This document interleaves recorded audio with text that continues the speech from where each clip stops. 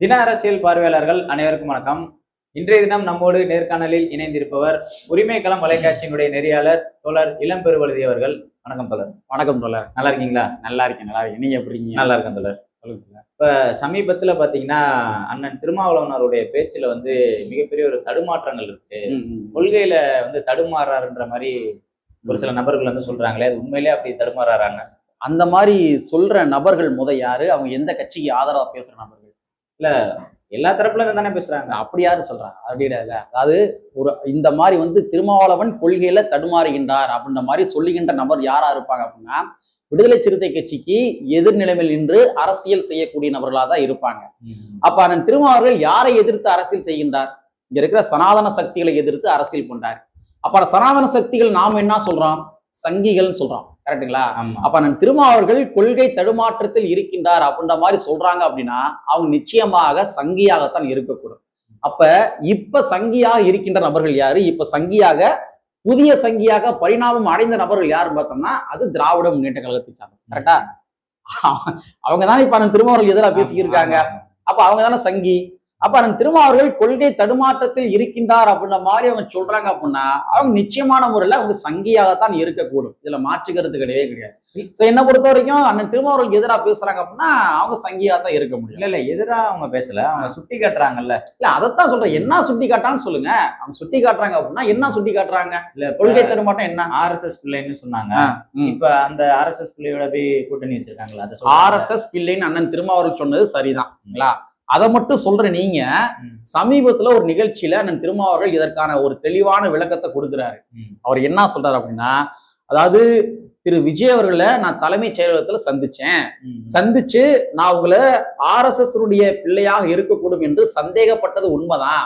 ஆனா நீங்க RSS உடைய பிள்ளை என்று சொல்லப்படுகின்ற அந்த வரையறை இருக்கு இல்லையா, அந்த வரையறைகள் எதையுமே நீங்க செய்யவில்லைன்னு சொன்னாரு. எதையுமே செய்யல. அப்போ உங்க மேல இருக்கிற ஒரு சந்தேகம் என்பது எனக்கு கிளியர் ஆயிருச்சு அப்படின்ற மாதிரி சொன்னாரு. இதை யாராச்சும் பேசியிருக்காங்களா? இல்ல. RSS கைகூலி அப்படின்ற மாதிரி அந்த திருமாவர்கள் எந்த அளவுகள் அடிப்படையில் சொன்னாரு? விஜயுடைய வருகையின் மூலமாக இங்க திராவிட சிந்தனை ஒழிக்கப்பட்டு விடுமோ அப்படின்ற மாதிரி அச்சத்துல சொன்னாரு. ஆனா விஜய் என்ன சொன்னாரு? என்ன பண்ணியிருக்காரு? திராவிட சித்தாந்தத்தை அவரு வளர்த்தெடுத்து கொண்டிருக்கின்றார். கரெக்டா? திராவிடமும் தமிழ் தேசியமும் இரண்டு கண். ஆமா. அயோத்திதாச பண்டிதருக்கு முதலாக தன்னுடைய அரசு நிகழ்ச்சி, அவர் பங்கேற்கின்ற முதல் அரசு நிகழ்ச்சி எதுன்னு பார்த்தோம்னா அயோத்திதாச பண்டிதர் அவர்களுக்கு வீர வணக்கம் செலுத்தினாரா இல்லையா? அப்ப திராவிட சிந்தனை அவர் வளர்த்தெடுக்கிறாரா இல்லையா? சரி. பாஜக கூட அவர் கைகோர்த்து விடுவார் அப்படின்ற மாதிரி திமுக உட்பட அண்ணன் திருமாவளவன் உட்பட கூட சந்தேகப்பட்டாங்க. ஆனா பாஜக கை கோர்த்தாரா? இல்ல, கோர்க்கல. பாஜக கை கோர்க்காம மாறாக தனியாகவே நின்று பாஜகவை வீழ்த்தி இருக்கிறாரு. போன முறை பாஜக ஐ திங்க் ஒரு 4 எம்எல்ஏ நினைக்கிறேன். ஆனா இந்த முறை வெறும் ஒரே ஒரு எம்எல்ஏ. அப்ப பாஜகவை தமிழ்நாட்டில இருந்து விரட்டி எடுத்ததுல முக்கியமான பங்கு யாருக்குன்னு பார்த்தோம்னா அது விஜய் அவர்களுக்கும் இருக்கின்றது, அண்ணன் திருமாவர்களுக்கும் இருக்கின்றது. அப்ப தேர்தலுக்கு முன்னாடி ஒரு சந்தேக கண்ணோட்டத்தோட ஒரு RSS உடைய பெற்றெடுத்த பிள்ளையாக இருக்கக்கூடும் சந்தேகப்பட்டாரு. ஆனா அதற்கு பின்பாக விஜய் அவர்கள் RSS என்று சொல்லப்படுகின்ற அந்த வரையறைகள் எல்லாத்தையுமே அதை ஃபில் பண்ணல, அதை நெருங்கவே இல்லை அவரு. அதனால சந்தேகம் இல்லைன்னு சொல்லிட்டாரு. அவ்வளவுதான். அப்ப எப்படி எந்த முகாந்திரத்தின் அடிப்படையில் இது கொள்கை தடுமாற்றம் நீங்க சொல்றீங்க? RSS சித்தாந்தங்கள் என்னது? இந்த மாதிரி இங்க இருக்க விளிம்புநிலை மக்களுக்கு அதிகாரம் தரக்கூடாது. கரெக்டா? ஆனா அதே தானே திமுக பண்ணாங்க. இங்க இருக்க கூட்டணி கட்சிகள் யாருக்குமே அதிகாரத்துல பங்கு தரல. ஆனா விஜய் அவர்கள் இன்னைக்கு அதிகாரத்துல பங்கு தந்திருக்காரு. பட்டியல் சமுதாயத்தை சார்ந்தவர்களுக்கு 8 அமைச்சர் பதவி கொடுத்திருக்கிறாங்க. அப்ப எந்த முகாந்திரத்தின் அடிப்படையில நீங்க விஜய் அவர்கள் RSS பிள்ளைன்னு சொல்ல முடியும்? அப்ப முதல்ல சந்தேகப்பட்டாரு, இப்ப சந்தேகம் கிடையாது. அதனால ஓப்பனா சொல்லிட்டாரு, இந்த மாதிரி அவர் மேல எனக்கு சந்தேகம் இருந்துச்சு, இப்ப சந்தேகம் கிடையாதுன்னு சொல்லிட்டாரு. அப்ப இது எப்படி கொள்கை தடுமாறு நீங்க சொல்றீங்க? சரி, ஓகே. நீங்க பெரியார, நான் என்ன கேட்கறேன்னா, நீங்க பெரியார கடைபிடிச்சா மட்டும்தான் அது பெரியாரியமா? வேற யாருமே இங்க பெரியார கடைபிடிக்க கூடாதா? வேற யாராச்சும் பெரியார கடைபிடிச்சாங்க அப்படின்னா அவங்க பிடிக்கிறத கடைபிடிச்சா டூப்ளிகேட்டு, நாங்க கடைபிடிச்சா மட்டும் ஒரிஜினல் சொல்ல முடியுமா?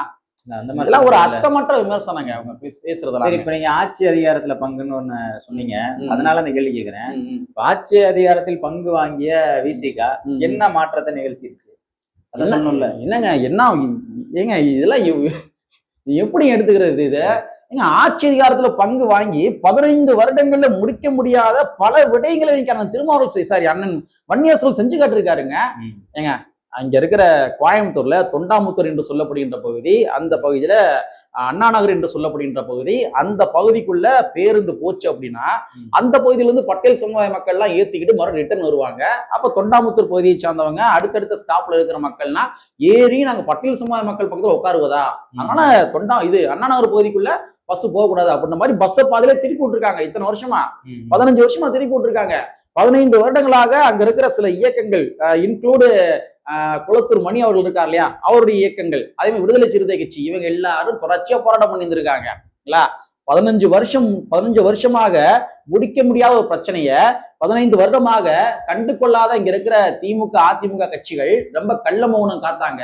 ஆனா இன்னைக்கு அண்ணன் வன்னியரசு அவர்கள் சமூகநீதித்துறை அமைச்சராக பொறுப்பேற்றதற்கு பின்பாக வித்தின் 1 வீக்ல செஞ்சு காட்டியிருக்காரு. பஸ்ஸை விட்டுருக்காருங்க. இது எவ்வளவு பெரிய மாற்றம். இதை திமுக செய்ய முடிஞ்சா? செஞ்சாங்களா? ஆட்சி அதிகாரம் அவங்க கையில தானே இருந்துச்சு, பவர் அவங்க கையில தானே இருந்துச்சு.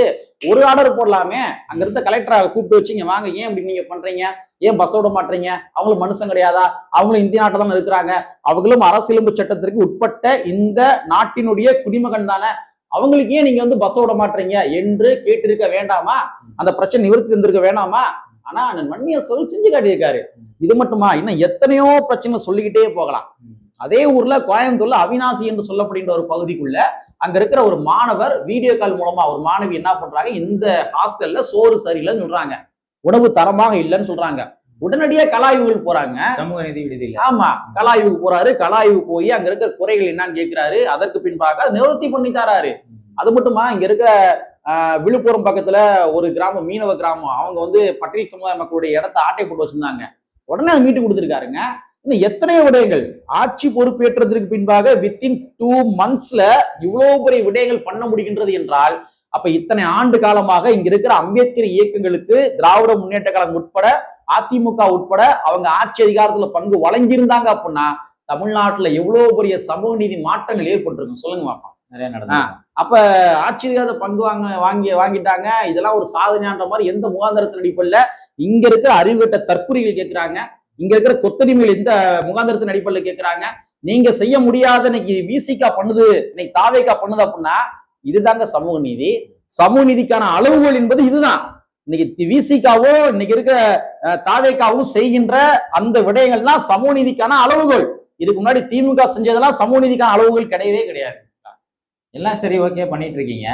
ஆனாலுமே இப்ப ஆணவ கொலைகள் நடந்துட்டு தானே இருக்கு. அதுக்கு என்ன தீர்வு காண போறீங்க? ஆமா, அதுக்கு வந்து இன்னைக்கு வருகின்ற சட்டமன்ற கூட்டத்தொடர்ல அதுக்கான விவாதங்கள் ஏற்படுத்துவோம், அதுக்கான சட்டம் கொண்டு வருவதற்கு முயற்சி போகணும் சொல்லியிருக்காருல. ஆனா வன்னியரசு சொல்லியிருக்காருல, நீங்க ஆணவ படுகொலைக்கு தனிச்சட்டம் இயற்றுவேன் அப்படின்னு சொன்னது யாரு? ஸ்டாலின் சொன்னாரா? யார்கிட்ட சொன்னா தெரியுமா? உடுமலைப்பேட்டை சங்கர் கௌசல்யா படுகொலை வழக்கு இருக்கு இல்லையா, அந்த கௌசல்யா அவர்கள்ட்ட போய் நான் ஆட்சிக்கு வந்ததுக்கு பின்பாக ஆணவ படுகொலைக்கு தனிச்சட்டம் இயற்றுவேன்னு சொன்னாரு. ஆட்சிக்கு வந்தாரு, அதை செஞ்சாரா? செய்யல. இல்ல ஆணையம் போட்டிருக்காரு. அதத்தான் இந்த திமுகவுடைய அந்த கொத்தூஸ் இருக்காங்க இல்லையா, அந்த கொத்தூஸ்ல இதை நல்லா தெரிஞ்சுக்கணும். எப்ப சொன்னாலுமே நாங்க தான் ஆணையம் போட்டோம் சொல்றாங்க இல்லையா, இதே மு.க. ஸ்டாலின் அவர்கள் தான் இந்த ஆணையம் போட்டது 2025. ஆனா இதே மு.க. ஸ்டாலின் அவர்கள் தான் 2024 சட்டமன்றத்துல பேசுகின்ற பொழுது ஆணவ படுகொலைக்கு என்று தனிச்சட்டம் தேவையில்லைன்னு சொன்னாரு. இருக்கிற செக்ஷனே போதும், இது இருக்கிற சட்ட வடிவங்களே போதும் சொன்னாரு. அப்படி சொன்னதுக்கு பின்பாக சமூக வலைத்தளங்கள்ல மிகப்பெரிய பேசுபொருள் உண்டாகின்றது. அதற்கு பின்பாக தான் வேறு வழியே கிடையாது என்று 2024 25 இங்க இருக்கிற விடுதலை சிறுத்தை கட்சி, கம்யூனிஸ்ட் கட்சி, அண்ணன் எவிடன்ஸ் கதிர் உட்பட அம்பேத்கரிஸ்டுகளுடைய கோரிக்கையின் அடிப்படையில தான் ஆணவ படுகொலைக்கு தனிச்சட்டம் இயற்றுவதற்காக நான் ஆணையம் அமைக்கிறேன்னு சொல்லி ஒரு ஆணையத்தை போட்டாரு. சரி, இந்த ஆணையம் போட்டார்ல, அந்த ஆணையம் போட்டாரு. எப்போ போட்டாரு? கடந்த ஆண்டு போட்டாரு. 2025 போட்டாரா? 2025 இருந்து 2026 மே மாசம் வரைக்கும் ஒரு ஆட்சியில் இருந்திருக்காரா? 2025 இருந்து 2026 வரைக்கும் அந்த ஆணையம் KN பாஷா அவருடைய தலைமையில் அமைக்கப்பட்ட அந்த ஆணையத்தினுடைய செயல்பாடுகள் என்ன சொல்ல முடியுமா? இங்க இருக்க திமுக கொத்துசுனா சொல்ல முடியுமா? அதான் நான் என்ன சொல்றேன்னா, எடுத்தோன்னே செஞ்சிட முடியாதுல. இல்ல இருக்க நடைமுறை ஏங்க ஃபீல்டுக்கு போறதுல என்னங்க பிரச்சனை? 2025 இருந்து 2026 1 வருஷம் ஆச்சுங்க ஆணையம் போட்டு. 1 வருஷம் ஆச்சுல, 1 வருஷத்துல வந்து அந்த ஆணையம் வந்து ஃபீல்டுக்கு எத்தனை முறை போயிருக்குது? இன்னைக்கு விஜய் ஆட்சி வந்ததுக்கு பின்பாக அந்த ஆணையம் ஃபீல்டுக்கு போயிருக்குது. அண்ணன் சங்க தமிழன் அவர்கள்ட்ட கருத்து கேட்கிறாங்க, அண்ணன் எவிடன்ஸ் கதிர் அவர்கள்ட்ட கருத்து கேட்கிறாங்க. ஏன் இன்னும் சொல்ல போறாருந்தா இதுல மகா மட்டமான கேவலமான விஷயம். திமுகவுடைய கூட்டணி கட்சியில இருக்கிற கருணாஸ் வந்து இந்த ஆணவ படுகொலைக்கு தனிச்சட்டம் வேணாம் சொல்றாரு. அப்ப நாங்க ஆணையம் போட்டோன்னு ஒரு பக்கம் உருட்டிக்கிறீங்க, உங்க கூட்டணி கட்சிக்கார ஒருத்தரை வச்சு நீங்க என்ன ஆணையம் தேவலன்னு சொல்ல வைக்கிறீங்க. இப்ப என்ன நாடகம் மாறீங்களா? இங்க இருக்கிற மக்கள்லாம் தக்காளி தொக்கா? இந்த மக்கள்லாம் ஏமாத்துறீங்களா இந்த மக்களை? அப்ப நாங்க தான் ஆணையம் போட்டோம், நாங்க தான் ஆணையம் போட்டோம், நாங்க தான் ஆணையம் போட்டோம், எந்த கிரெடிட்ஸ் நீங்க எடுத்துக்கிறீங்க? இங்க இருக்கிற விசிகாவும் கம்யூனிஸ்டும் அம்பேத்கரிஸ்டுகளும் சொல்லாம நீங்க ஆணையம் போட்டீங்களா? சொல்லாம போட்டீங்களா? அப்ப இந்த காலத்துல இருக்கிற திமுகவுடைய அந்த கொத்தூஸ் இருக்காங்க இல்லையா, அவங்க இதெல்லாம் நுட்பமா புரிஞ்சுக்கணும். யாருனால ஆணையம் போட்டாங்கன்றது ரொம்ப முக்கியம். இது இந்த இது மட்டும் கிடையாதுங்க. நான் பகிரங்கமா பதிவு பண்றேன். கடந்த 75 ஆண்டு காலத்துல திமுக சமூக நீதி சார்ந்த விடயங்கள் ஏதாச்சும் ஒன்று செஞ்சிருக்கிறாங்க அப்படின்னா அது இங்க இருக்கிற அம்பேத்கரிஸ்டுகளுடைய அழுத்தம் இல்லாம அவங்க ஒருபோதும் தாமாக செஞ்சிருக்க மாட்டாங்க. அப்ப இந்த கிரெடிட்ஸ் மட்டும் நீங்க எப்படி எடுக்கிறீங்க? நீங்க கம்பேரிட்டிவ் பண்ணணுங்க. இன்னைக்கு திமுக வந்து 2021 ஆட்சிக்கு வந்து 2025 கூட்டம் இது பண்றாங்க, ஆணையம் போடுறாங்க. ஆனா இன்னைக்கு தாவேக்கா என்ன பண்ணிருக்காங்க, 2026 ஆட்சிக்கு வந்து வித்தின் 2 monthsக்குள்ள என்ன பண்ணிருக்காங்கன்னா இன்னைக்கு அந்த ஆணையம் விசாரணையை மேற்கொண்டிருக்கு, களப்பணியை தொடங்கி இருக்குது. உடனடியா வந்து ஆணையம் அமைச்சிட முடியும்? இது சட்டம் கொண்டு வந்துருவாங்களா? அதானங்க நானும் சொல்றேன். அதான் ஆணையம் போட்டிருக்காங்க. அடுத்து ஃபீல்டுக்கு போவாங்க, மக்களை சந்திக்கணும், பாதிக்கப்பட்ட மக்களை சந்திக்கணும், பாதிக்கப்பட்ட மக்கள்கிட்ட கருத்து கேட்கணும், எந்தெந்த வகையில் நீங்க பாதிக்கப்பட்டீங்க கேட்கணும், அந்த பாதிக்கப்பட்ட மக்களுக்கு எந்தெந்த வகையில சட்டம் இயற்றா கரெக்டா இருக்கும், யாருக்கும் பாதகம் இல்லாம சட்டம் இயற்றணும். இதுல பல விடயங்கள் இருக்குது. ரெண்டாவது இங்க இருக்கிற சில தற்கூறிகளுக்கு தெரியாது, திமுகவுடைய கொத்தடிமைகள் தெரியாது. என்னன்னா இந்த ஆணவ படுகொலை தனிச்சட்டம் அப்படின்னா அது வந்து எஸ்சி மக்களுக்கான சட்டம் அப்படின்னு நினைச்சிட்டு இருக்காங்க. நிறைய கொத்தூசுகள் தெரியாது. ஆக்சுவலா வந்து என்னன்னா பிசி எம்பிசி இவங்களுக்கு இடைப்பட்ட இருக்கிற மக்கள் இருக்காங்க இல்லையா, இவங்களுக்குள்ள லவ் பண்ணி கல்யாணம் முடிச்சு அது படுகொலைக்கு உள்ளாக்கப்பட்டாலும் கூட அது ஆணவ படுகொலை தான். அதாவது எம்பிசி சமூகமும் பிசி சமூகம் கூட கல்யாணம் பண்ணிக்கிட்டு இந்த மாதிரி கொலைகள் நடந்தாலும் அதை ஆணவ படுகொலை தான். பிசிகளுக்குள்ளேயே கல்யாணம் முடிச்சு ஆணவ படுகொலைக்கு உள்ளாக்கப்பட்டாலும் ஆணவ படுகொலை தான். எம்பிசிக்குள்ளேயே கல்யாணம் முடிச்சு ஆணவ படுகொலைக்கு உள்ளாக்கப்பட்டா அது ஆணவ படுகொலை தான். பிசி எம்பிசி மக்கள் இருக்கிற யாராச்சும் எஸ்சி எஸ்டி மக்கள் இருக்கிற கல்யாணம் முடிச்சு படுகொலைக்கு உள்ளாக்கப்பட்டாலும் ஆணவ படுகொலை தான். ஏன் எஸ்சிகளுக்குள்ளவே கல்யாணம் முடிச்சு படுகொலைக்கு உள்ளாக்கப்பட்டாங்க அப்படின்னா அது ஆணவ படுகொலை தான். இந்த கிளாரிட்டி இங்க இருக்கிற திமுக கொத்தடிமையில் புரியுமா சொல்லுங்க? புரியாது. சும்மா சமூக வலைத்தளங்களை உட்காந்துக்கிட்டு தாவேக்காவுடைய பல்லையவர்கள் குழந்தை தீட்டு வந்தாங்கன்னா உட்காந்து கலாச்சி தீர்றது அசிங்கமா இல்ல? இப்படிதான் திமுக வளர்ந்துச்சு எத்தனை ஆண்டு காலமா? திமுக இத்தனை ஆண்டு காலம் இப்படிதான் வளர்ந்துச்சா? தன்னுடைய கட்சி இப்படிதான் வளர்த்தாங்களா? கேவலமா இருக்குங்க. 2026 திமுக எந்த இடத்துக்கு வந்து நிக்கிறாங்கன்னு நினைச்சாலே கேவலமா இருக்குங்க. இதெல்லாம் கேள்வி நீங்க கேட்காதீங்க. சரி, ஓகே. இப்ப மாற்றம்னு சொல்லி ஆட்சிக்கு வந்தீங்க, என்ன மாத்திட்டீங்க? வந்து அதுக்கு நான் ஆல்ரெடி பதில் சொன்னேன். நான் பதில் கொடுத்தேன். ஒட்டுமொத்தமா நான் எல்லா தாவேக்கா ஆட்சியவே நான் கேட்கிறேன். ஓகே, இப்ப ஜஸ்ட் நவ் நம்ம பேசிக்கிற இந்த நேரத்துல ஏறக்குறைய வந்து ஒரு 400 பள்ளிகள் என்ன பண்ணிருக்காங்கன்னா கம்ப்ளைண்ட் கொடுத்துருக்காங்க. என்னென்ன? திமுகவுடைய ஆட்சி காலகட்டத்துல அவங்க திமுகன்னு பர்டிகுலர் சொல்லல, ஆனா வந்து மென்ஷன் பண்ணி சொல்லியிருக்கிறாங்க. கிட்டத்தட்ட ஒரு 100 கோடி வரைக்கும் பள்ளி கல்வித்துறையில வந்து லஞ்சம் வாங்கி இருக்கிறாங்கன்ற மாதிரி ஒரு குற்றச்சாட்டு பண்ணிருக்காங்க. எது சம்பந்தமா? இன்னும் சொல்ல போறாரு, அதான் சொல்றேன். அதாவது என்னன்னா தனியார் பள்ளிகள் இருக்காங்க இல்லையா, தனியார் தமிழ்நாட்டுல ஒரு பள்ளிகள் இருக்கு அப்படின்னா அந்த தனியார் பள்ளிகள் வந்து எந்த பாடநூல் திட்டத்தை பின்பற்றணும் அப்படின்ற மாதிரி விதிமுறைகள் இருக்குதுங்களா. நாங்க ஸ்டேட் போர்டையே நாங்க வந்து பின்பற்றுறோம் அப்படின்னா அவங்க ஸ்டேட் போர்டை பின்பற்றிட்டு போயிருவாங்க. இல்ல நாங்க மத்திய அரசாங்கத்துடைய பாடநூல் திட்டத்தை நாங்க கடைபிடிக்கிறோம் ஆமா அப்படின்னா அவங்க என்ன பண்ணணும்னா தமிழ்நாட்டு அரசாங்கத்திட்ட என்ன பண்ணணும்னா அவங்க வந்து என்ஓசி வாங்கணும். அந்த தமிழ்நாட்டு அரசாங்கம் என்ன பண்ணுவாங்க, ஆய்வுகள் பண்ணி அது எல்லாமே இருக்கா சரியா இருக்கா எல்லாம் செக் பண்ணி பார்த்துட்டு ஓகே நீங்க மத்திய அரசாங்கத்தினுடைய பாடநூல் திட்டத்தை நீங்க பின்பற்றுங்க அப்படின்ற மாதிரி அவங்க என்ஓசி கொடுப்பாங்க. அவங்க என்ஓசி கொடுத்தாங்க அப்படின்னா அதுக்கப்புறம் தான் வந்து அவங்க என்ஓசியை வாங்கிட்டு ஒரு சிபிஎஸ்சியை வந்து பின்பற்ற முடியும். ஆனா இன்னைக்கு என்ன நடந்திருக்குன்னா தனியார் பள்ளிகளுடைய கூட்டமைப்பினுடைய தலைவர் ஒருத்தர் பேட்டி கொடுத்திருக்காரு. வாழ்க்கையிலேயே இந்த 75 ஆண்டு காலத்திலேயே வாழ்க்கையிலேயே முதல் முறையாக ஒரு பைசா கூட லஞ்சம் கொடுக்காம ஒரு பைசா கூட லஞ்சம் வாங்காம என்ஓசி கிடைச்சிருக்கு அப்படின்னா அது தமிழக வெற்றி கழகத்தினுடைய ஆட்சியில் தான் சொல்லி டிக்ளரேஷன் கொடுத்திருக்காரு. இது திமுக செய்ய முடிஞ்சா? அப்ப இது உங்களால் மறுக்க முடியுமா? இதை வழக்கு போடுங்க, அவருமே வழக்கு போடுங்க, அவர் சொல்றது பொய்யே வழக்கு போடுங்க. அப்ப இது போன்ற விடயங்களும் கூட ஒரு மாற்றங்கள் தாங்க. மாற்றங்கள்லாம் வந்து உங்களுக்கு ஒரேடியா வந்து இருக்கிற இந்தியாவே அடிச்சு உடைச்சிட்டு இருக்கிற எல்லாத்தையுமே வந்து கட்டடங்கள்லாம் அடிச்சு உடைச்சிட்டு புதுசா கட்டடங்களை உருவாக்குறதுக்கு பேர் மாற்றங்கள் கிடையாது. தனக்கு கிடைக்கின்ற ஒவ்வொரு வாய்ப்புகளுமே பயன்படுத்தி கொஞ்சம் கொஞ்சமாக மாற்றங்களை ஏற்படுத்துவதற்கு பேர் தான் மாற்றங்கள். அந்த மாற்றங்களை தமிழக வெற்றி கழகம் செய்து கொண்டிருக்கின்றது. இல்ல நான் சொல்றமா ஆல்ரெடி சொன்ன மாதிரி திமுக சமூக நீதி அப்படின்னா ஒரு வரையறையை வச்சிருந்தாங்க. இங்க இருக்கிற பட்டியல் சமுதாய மக்களுக்கு வெறும் 4 அமைச்சர் பதவி தான் கொடுக்கணும் அப்படின்ற மாதிரி வரையறை வச்சிருந்தாங்க. காங்கிரஸுடைய ஆட்சி காலகட்டத்துல இங்க இருக்கிற பட்டியல் சமுதாய மக்களுக்கு வந்து போலீஸ் மந்திரி பதவி கொடுத்திருந்தாங்க, இந்து அறநிலையத்துறை பதவி கொடுத்திருந்தாங்க, போக்குவரத்து துறை கொடுத்திருந்தாங்க, விவசாய மந்திரி பதவி கொடுத்திருந்தாங்க. ஆனா என்னைக்கு காங்கிரஸ் ஆட்சி ஒழிஞ்சோ, என்னைக்கு திமுக ஆட்சிக்கு வந்தாங்களோ, அன்னைக்கு பட்டியல் சமுதாய மக்களுக்கு கொடுக்கப்பட்ட பதவி என்னன்னு பார்த்தோம்னா வெறும் ஆதி திராவிட நலத்துறை தான். அப்ப பவர் செக்டார்ல இருந்த ஒரு மக்கள் இருக்காங்க இல்லையா, அந்த மக்களை பவர் செக்டார்ல இருந்த மக்களை டீமெரிட் பண்ணும் விதமாக அவங்க ஆதி திராவிட நலத்துறையை மட்டும்தான் கொடுத்தாங்க. அப்புறம் ஒவ்வொரு காலகட்டங்கள்ல வந்து இங்க இருக்கிற அம்பேத்கர் இயக்கங்கள் குரல் எழுப்பி தான் ஒவ்வொரு பதவிகளா திராவிட முன்னேற்ற கழகத்தை சார்ந்தவர்கள் பட்டியல் சமுதாயத்துக்கு மக்களுக்கு வந்து வழங்கினாங்க. சோ அதனுடைய நீட்சியாக தான் 75 ஆண்டு காலத்திற்கு பின்பாக 4 அமைச்சர் பதவியை திராவிட முன்னேற்ற கழகம் கொடுத்துச்சு. இதுதான் சமூக நீதி வரையறை அப்படின்ற மாதிரி 4 அமைச்சர் பதவி தான் சமூக நீதி வரையறை அப்படின்ற மாதிரி வச்சிருந்தாங்க. ஆனா இன்னைக்கு தமிழக வெற்றிகள் எத்தனை கொடுத்திருக்காங்க? 8. கரெக்டா? இஸ்லாமிய மக்களுக்கு இது வரைக்கும் எத்தனை பதவி கொடுத்திருக்காங்க? இஸ்லாமிய கட்சிகளுக்கு, நம்ம வந்து மக்களுக்கு கேட்கல, இஸ்லாமிய கட்சிகளுக்கு திராவிட முன்னேற்ற கழகம் எத்தனை அமைச்சர் பதவி கொடுத்திருக்காங்க? கொடுத்ததே கிடையாதுல்ல. அப்ப இது சமூக நீதியா? இன்னைக்கு விஜய் அவர்கள் என்ன பண்ணிருக்காரு, ஒரு அமைச்சர் பதவி கொடுத்திருக்காரா? அப்ப இது சமூக நீதியா, இது சமூக நீதியா? நீங்களே சொல்லுங்க. இது சமூக நீதியா? பண்ணாதான் சமூக நீதி. அவ்வளவுதான். இல்ல அப்படி கோவிச்செழியன் இருக்காரு, அதான் மாற்றம். கோவிச்செழியனுக்கு வந்து உயர்கல்வித்துறை கொடுத்தாங்க. எப்ப கொடுத்தாங்க? எப்ப கொடுத்தாங்க? அதை சொல்லுங்க. எப்ப கொடுத்தாங்க? 2023 2024 கொடுத்தாங்க. ஏன் ஆட்சிக்கு வந்ததுக்கு முன்பாக 2021 கொடுத்திருக்காங்களா? ஏன் கொடுக்கல? கட்சியில நிறைய சீனியர்ஸ் இருப்பாங்க, அவங்களுக்கு கொடுக்கணும்ல. அதெல்லாம் மேட்ரு கிடையாது. என்ன மேட்ரு அப்படின்னா, அப்பதான் பெரிய பஞ்சாயத்து உண்டாகுது. 2024 பெரிய பஞ்சாயத்து உண்டாகுது. ஏன் நீங்க ஆட்சியிலும் அதிகாரத்தை பங்கு கொடுக்க கூடாது அப்படின்ற மாதிரி பெரும் டிபேட் கிளப்புது. யாரு கிளப்புனாங்க தெரியுமா? விடுதலை சிறுத்தை கட்சி கிளப்புனாங்க. அவங்கதான் கிளப்புறாங்க. 2024 பெரிய டிபேட் கிளம்புது. பெரிய டிபேட் கிளம்புனதுக்கு பின்பாக சமூக வலைத்தளங்கள் இருக்கிற அத்தனை அம்பேத்கரிஸ்டுகளுமே என்ன பண்ணாங்கன்னா திமுக எதிர்த்து கேள்வி கேட்க ஆரம்பிச்சாங்க. ஏன் பட்டியல் சமுதாய மக்கள், அவன் திமுக இருந்தாலும் கூட பட்டியல் சமுதாயத்துக்காரங்க என்ன பண்ணாங்க, ஆமா நீ ஏன் இப்ப எங்க மக்களுக்கு நீ அமைச்சர் பதவி கொடுக்கல அப்படின்னு கேட்டாங்க.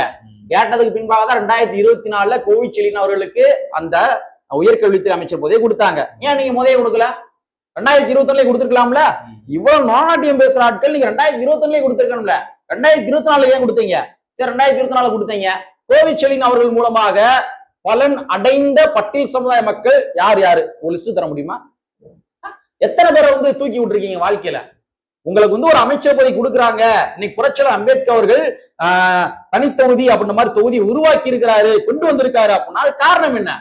ஏதோ உங்களால ஏதாச்சும் ஒரு அம்மன் ஜல்லிக்கு ஏதாவது புரோஜனமாயிரும் இருக்க பட்டியல் சமுதாய மக்களுக்கு அப்படின்ற காரணத்துக்கு கொண்டு வந்தாரு. ஆனா இன்னைக்கு வந்து தெண்டமா ஆர்எஸ்எஸ் போன்ற ஆட்கள், இன்னும் பல ஆட்கள் பட்டியல் சமுதாயத்திலிருந்தே போய் புரட்சியாளர் அம்பேத்கர் வாங்கி கொடுத்த உரிமையை பயன்படுத்தி கொண்டு இன்னைக்கு யாராச்சும் அந்த பட்டியல் சமுதாய மக்கள் ஏதாச்சும் வந்து வாழ்க்கையை மேம்படுத்துவதற்கு ஏதாவது பண்ணியிருக்காங்களா? சொல்லுங்க. இப்ப என்ன அமைச்சர் பதவியை கொடுத்துட்டாங்க, அமைச்சர் பதவி கொடுத்தாங்கன்னு சொல்றீங்க? வேற வழியெல்லாம் கொடுத்தாங்க. இன்னைக்கு நான் ஆரம்பத்துல சொன்னதான் இப்பவும் சொல்றேன். இந்த 75 ஆண்டு கால வரலாற்றுல திராவிட முன்னேற்ற கழகம் சமூக நீதி என்று சொல்லப்படுகின்ற வரையறைய ஏதோ ஒரு வகையில டச் பண்ணிருக்காங்க அப்படின்னா அதுக்கு இங்க இருக்கிற அம்பேத்கரிஸ்டுகள் காரணம்.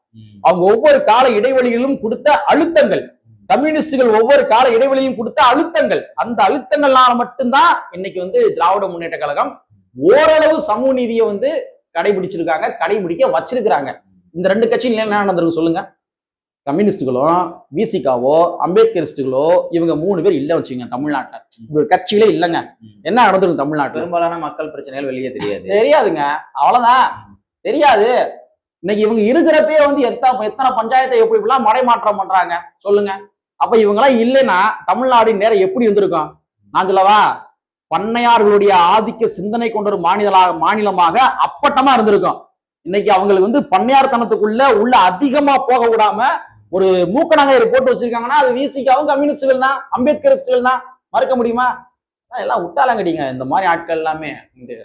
சரி, ஓகே. இப்ப இறுதியா ஒரு கேள்வி. இப்ப திமுக, அதிமுக, பாஜக இவங்கெல்லாம் கூட்டு சேர போற மாதிரி ஒரு பேச்சு அடிப்படுது. இவங்க எல்லாம் சேர்ந்து பொது வேட்பாளரா சீமான் அவர்களை நிறுத்த போறதா பேசிட்டு இருக்காங்க. இதை பத்தி நீங்க என்ன நினைக்கிறீங்க? நான் நடக்க வாய்ப்பு இருக்கா? நான் என்ன சொல்றேன் அப்படின்னா, மெரினா பீச்ல போய் ஒரு குழியை தோண்டி திமுக அவங்களே படுத்துக்கிட்டு பேசாட்டு. இதான் ஃபேக்ட். சீமான் அவர்கள் என்னங்க சொன்னாரு? எங்க கொஞ்சமாச்சும் சூடு சொரணம் வேணுங்க, சுயமரியாதை வேணுங்க. தந்தை பெரியாருடைய கொள்கை கோட்பாடுகளை நான் தூக்கி பிடிக்கின்ற கட்சி என்று கூறிக்கொள்கின்ற திராவிட முன்னேற்ற கழகம் தந்தை பெரியாருடைய சுயமரியாதை கொள்கையை தூக்கி பிடிக்கிறோம் என்று கூறிக்கொள்கின்ற திராவிட முன்னேற்ற கழகம் கள்ளக்கூடி கொண்ட கருணாநிதி வாழ்கவே.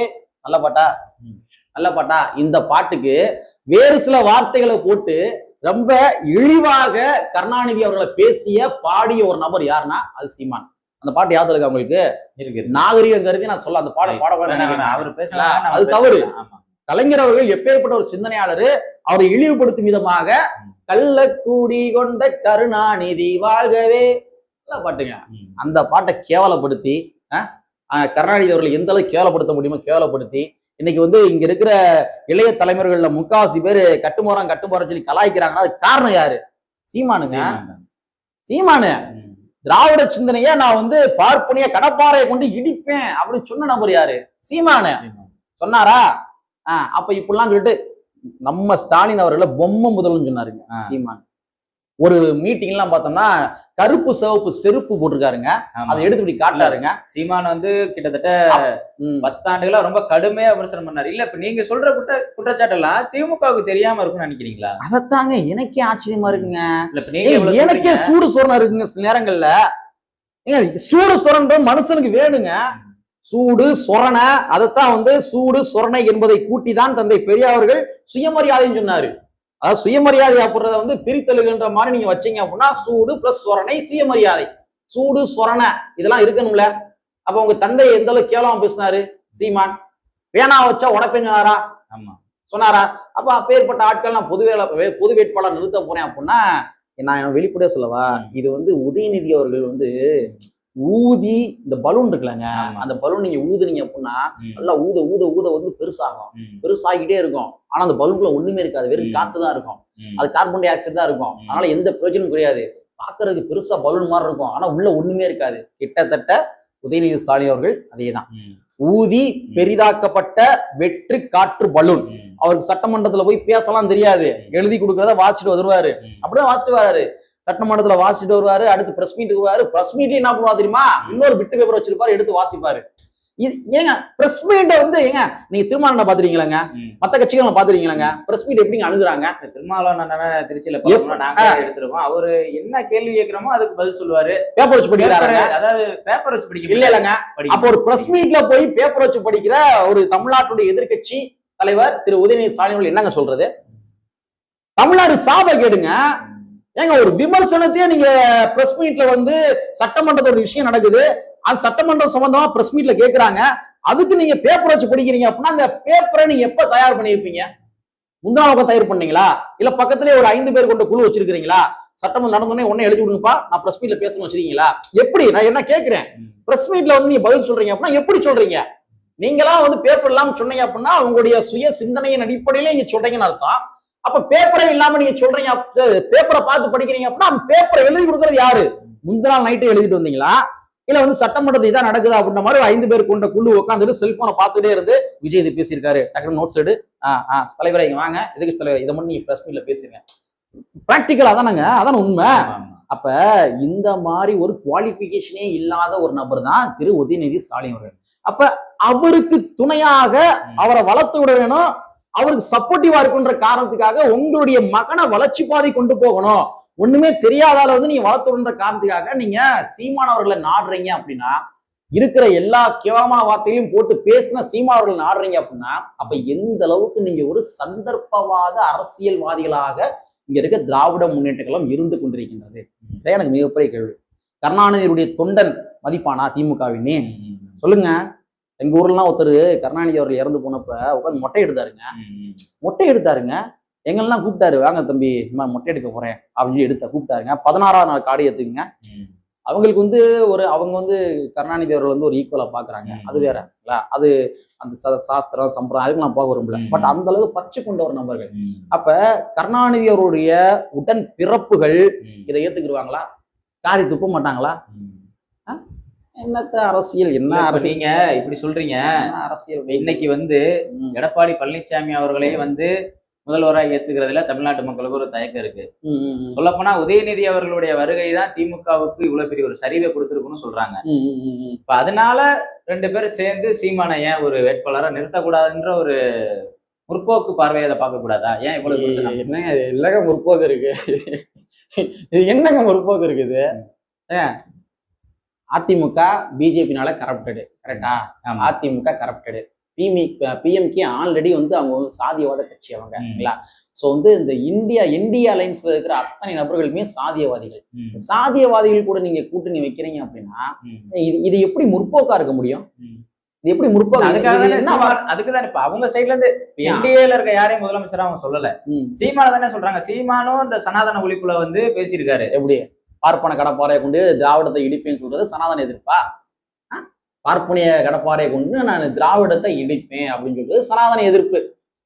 எல்லாரும் போய் எவனும் படிக்காதீங்க, போய் ஆடு மாடு மேய்ங்க, போய் கோமணத்தை கட்டிக்கங்க, சட்டை. ஏங்க கோமணத்தை வந்து சட்டைக்கு வர்றதுக்கு இங்க பல ஆண்டு காலம் ஆயிருக்கு. நீங்க மறுபடியும் கோமணத்தை கட்டிக்கின்னு ஆடு மாடு மேய்ங்க, எவனுக்கு வந்து மருத்துவராக வேணாம், நீங்க எவன் ஊசி போட்டு விளையாடுவான். இதெல்லாம் சீமான் சொன்ன வார்த்தைகள். இதெல்லாம் வந்து சனாதன எதிர்ப்பா? இது முற்போக்கா?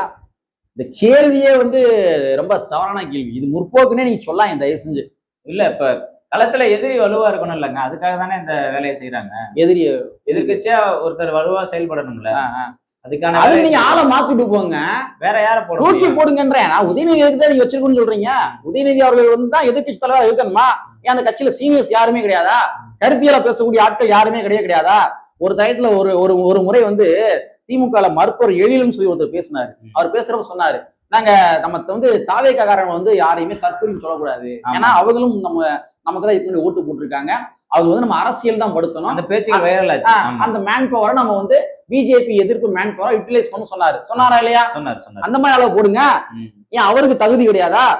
ஆராசாவுக்கு தகுதி கிடையாதா? ஆராசாவது நீ திமுக சொம்பா இருக்காரு, உங்களுக்கு தான் விசுவாசமா இருக்காரு, அவரை தூக்கி போடுங்க. உதயநிதி அவர்கள் தான் இருக்கணுமா? கலைஞர் அவர்கள் இருக்கணும், அடுத்து மு.க. ஸ்டாலின் அவர்கள் இருக்கணும், அதுக்கப்புறம் உதயநிதி அவர்கள் இருக்கணும், அதுக்கப்புறம் மக்கள் உங்களுக்கே வெளிச்சம், அதுக்கப்புறம் இன்னொருத்தரை தூக்கி போடுவீங்க, வாரிசு அடிப்புல போடுவீங்க. அப்ப இப்ப விஜய் அவர்களை வீழ்த்துறதுக்கு அப்புறம் என்னதான் வியூகம்? எதுக்குங்க வீழ்த்தனா? எதுக்கு வீழ்த்தணும் சொல்லுங்க. வீழ்த்துறது ஏதாச்சும் காரணம் சொல்லுங்க. என்ன காரணம் இருக்குது? இல்ல அவங்க ஆட்சி செய்ய முடியாம தடுமாறுறாங்க. என்ன தடுமாறுறாங்க? சிக்கல் நிறைய இருக்குது. நீங்க ஆட்சி செஞ்சது பிடிக்காமதான் உங்களுடைய தடுமாற்றத்தினுடைய விளைவுகளால தான் மக்கள் உங்களுக்கு கொளத்தூர்ல தோல்வியை கொடுத்து உட்கார வச்சிருக்கிறாங்க. நான் சிங்கப்பூர் மாதிரி கொளத்தூரை மாத்தி வச்சிருக்கேன் அப்படின்னா நீங்க யாருக்காக மாத்திரீங்க கேள்வி இருக்குல்ல. நான் சிங்கப்பூரை கொளத்தூரை சிங்கப்பூர் மாதிரி மாத்தி வச்சிருக்கேன் அப்படின்னு சொல்றீங்க. யாருக்காக மாத்தினீங்க? அங்க இருந்த அந்த மண்ணினுடைய பூர்வகுடி மக்கள் எல்லாத்தையுமே அடிச்சு வரட்டி விட்டு அந்த ஊர்ல ஒரு பூங்கா கட்டினீங்க. கொளத்தூர் தொகுதியில நல்லா ஞாபகத்துல இருக்குது. ஒரு பூங்கா கட்டினீங்க. அங்க இருக்க மக்கள் கண்ணீர் விட்டாங்க, எங்களை இந்த தொகுதியிலிருந்து அப்புறப்படுத்தாங்க, எங்க வீட்டுல இடிக்காங்கன்னு சொன்னாங்க, கண்ணீர் விட்டாங்க. அந்த இடத்துல பூங்கா கட்டி விட்டீங்க. அந்த பூங்காக்குள்ள யார் நடக்க போறா? காலங்காத்தால தொந்தி வேரை வச்சுக்கிட்டு யார் நடப்பான்? இங்க இருக்கிற சாதாரண சாமானிய மக்கள் நடப்பானா? அவன் காலங்காத்தால எந்திரிச்சு வந்து வேலை வட்டி பார்க்க போயிடுவாங்க, கயத்துல தொங்கி பெயிண்ட் அடிச்சு இருப்பாங்க, சித்தாள் வேலை பார்த்துக்கு இருப்பாங்க, கொத்தான் வேலை பார்த்துக்கு இருப்பாங்க, அவங்க வேலை வட்டியை பார்க்க போயிடுவாங்க. நீங்க கட்டி விட்டீங்க பூங்கா, அந்த பூங்காக்குள்ள கடைசி வரை யார் நடந்துக்கு இருப்பா? தொந்தி வேரை வச்சுக்கிட்டு பணக்காரங்க தான் வாக்கிங் போய் இருப்பாங்க.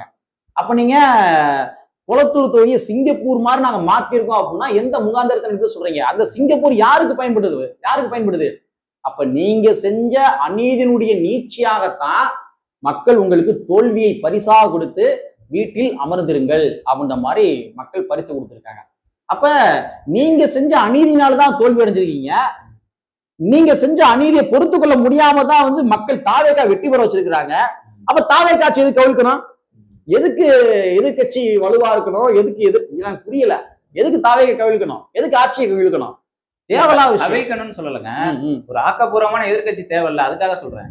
ஆக்கப்பூர்வமா பேசுங்க தான் சொல்றோம். நாங்க எதுவும் வந்து தாவேக்கா வந்து நீங்க எதிர்க்கே கூடாதுன்னு சொல்லல, ஆக்கப்பூர்வமா பேசுங்க. நீங்க சேலத்துல வந்து புரட்சியாளர் அம்பேத்கருடைய சிலை வந்து காலு மேல காலு போட்டு உட்கார்ந்த மாதிரி சிலை இருக்குது. அந்த சிலையை வைக்க கூடாதுன்னு சொல்லி அங்க இருக்க சாதி இந்துக்கள் சண்டை போடுறாங்க. நான் சொல்றேன் அப்படின்னா பெரியாரு அம்பேத்கர் ஒரே சித்தாந்தம் கொண்ட நபர்கள் தானே. திமுகவுடைய ஐடியாலஜிகள் லீடர் யாரு? பெரியார் தானே. போய் களத்துல இறங்கி போராட்டம் பண்ணுங்க. எங்க கொள்கை தலைவரான தந்தை பெரியாருடைய சக நண்பனான திரு அம்பேத்கர் அவர்களுக்கு இழுக்கு ஏற்பட்டுள்ளது. அதனால அங்க இருக்க சாதி இந்துக்களை நாங்கள் வன்மையாக கண்டிக்கின்றோம். சாதி இந்துக்களே, சாதியை விட்டொழியுங்கள். திமுக போராட்டம் பண்ண துணிச்சல் இருக்குதா? சாதி இந்துக்களை எதிர்த்து போராட்டம் பண்ண துணிச்சல் இருக்குதா? தாவேக்கா அரசை கண்டிக்கின்றோம், சாதி இந்துக்களை கண்டிக்கின்றோம், தாவேக்கா அரசை கண்டிக்கின்றோம். புரட்சியாளர் அம்பேத்கர் சிலையை உடனடியாக நிறுவுங்க, போராட்டம் பண்ணுங்க. போராட்டம் பண்ணுங்க, இப்படி வாங்க, ஆக்கப்பூர்வமான எதிர்கட்சியா இப்படி வாங்க. இன்னும் தமிழ்நாட்டுக்குள்ள பல இடங்கள்ல வந்து பட்டியல் சமுதாய மக்கள் சுடுகாடு இல்ல, ஒரு லிஸ்டா கொடுத்துருக்காங்க. மணியரசு அவர்கள்ட்ட லிஸ்ட் கொடுத்துருக்காங்க, ஒரு நடவடிக்கை எடுத்துருக்காரு. அது ஒரு பக்கம் இருக்கட்டும், சரிங்களா? நீங்க ஆக்கப்பூர்வமான எதிர்கட்சியா எந்தெந்த ஊர்ல சுடுகாட்டுக்கு பாதை இல்ல லிஸ்ட் எடுங்க. லிஸ்ட் எடுத்து சுடுகாட்டுக்கு பாதை கொடுக்க கூடாதுன்னு எவன் எடுக்கிறான், எந்த சாதி இந்து எடுக்கிறான், போய் சாதி இந்துக்கள் கண்டிச்சு போராட்டம் பண்ணுங்க. தவறுகளை சுட்டி காட்ட சொல்றீங்க, சுட்டி காட்டுங்க. அதாங்க எதிர்கட்சி அரசியல். அதை விட்டுட்டு போற இடங்கள் எல்லாமே வந்து பேசுறதுக்கு கருத்தே இல்லாம சோஃபா அப்படின்ற மாதிரி சோஃபா காமெடி பண்ணிக்கிட்டு கடிஜோ கடிச்சிங்கன்னா மக்கள் காண்டாவாங்களா ஆக மாட்டாங்களா சொல்லுங்க?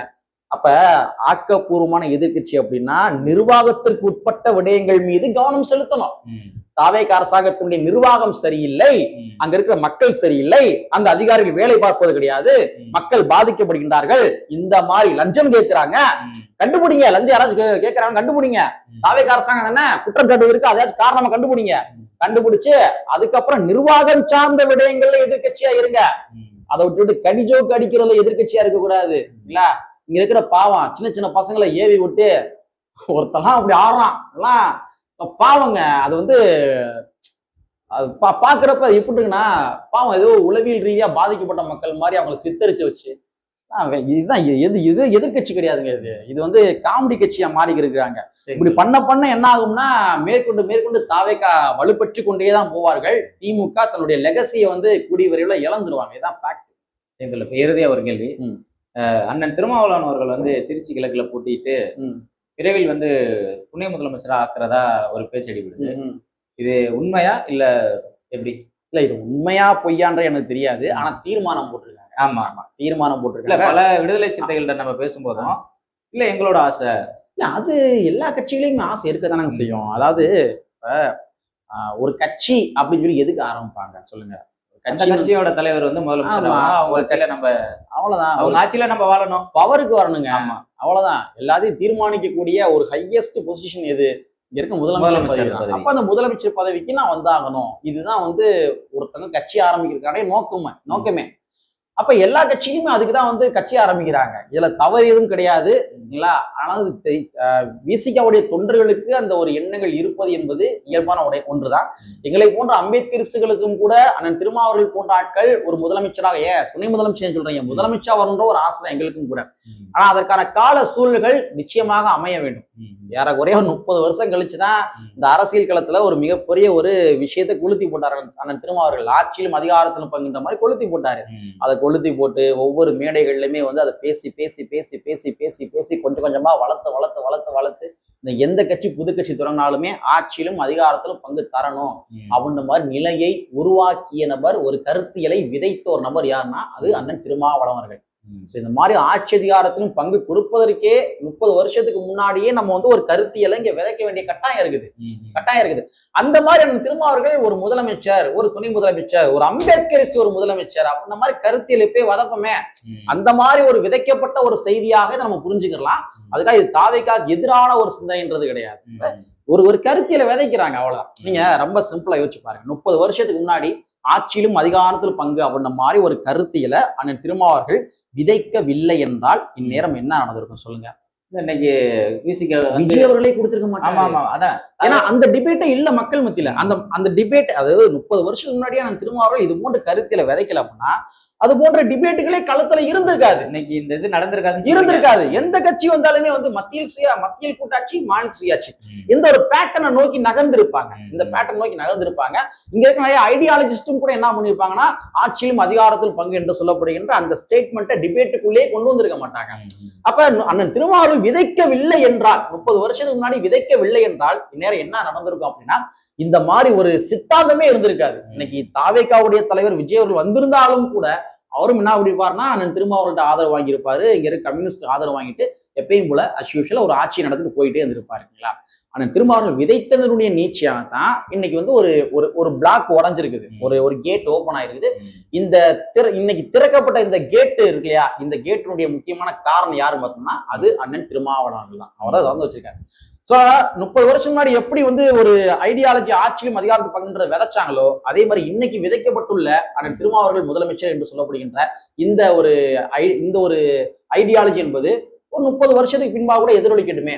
அன்னைக்கு வந்து ஒரு அம்பேத்கரிஸ்ட் யாராச்சும் ஒரு ஆள் வந்து முதலமைச்சர் ஆயிட்டு போட்டுமே, ஒரு பியூர் அம்பேத்கரிஸ்ட். மாயாவதி போன்ற யாரா இருந்தாலும் சரி, யார் அம்பேத்கரி ஐடியாலஜியை தூக்கி பிடிக்கிற ஆட்கள் யாரா இருந்தாலும், ஏன்னா எங்க அம்பேத்கரியம் தாங்க முக்கியம். அம்பேத்கரியம் வந்து எல்லாத்துக்கும் ஈக்குவலோட பாக்குங்க.